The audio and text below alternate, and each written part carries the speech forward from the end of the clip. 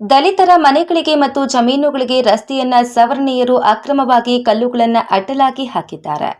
ಶಿಡ್ಲಘಟ್ಟ ತಾಲೂಕಿನ ತುಮ್ಮನಹಳ್ಳಿ ಗ್ರಾಮ ಪಂಚಾಯಿತಿ ವ್ಯಾಪ್ತಿಯ ಕೆ ಮುತ್ತಗದಹಳ್ಳಿ ಗ್ರಾಮದಲ್ಲಿ ದಲಿತರ ಮನೆಗಳಿಗೆ ಮತ್ತು ಜಮೀನುಗಳಿಗೆ ಹೋಗುವ ರಸ್ತೆಯನ್ನ ಬಲಾಢ್ಯರು ಸವರ್ಣೀಯರಾದ ಮುನಿರಾಜು ಬಿನ್ ಲೇಟ್ ಬಚ್ಚಪ್ಪ ಎಂಬುವವರು ಸರ್ಕಾರಿ ಜಾಗದಲ್ಲಿ ಅನಧಿಕೃತವಾಗಿ ಅಕ್ರಮವಾಗಿ ಸರ್ಕಾರಿ ಜಾಗದಲ್ಲಿ ಕಲ್ಲುಗಳನ್ನು ಅಡ್ಡಲಾಗಿ ಹಾಕಿ ದಲಿತರ ಮನೆಗಳಿಗೆ ಹೋಗಲು ಬರಲು ತೊಂದರೆ ಮಾಡುತ್ತಿದ್ದಾರೆ.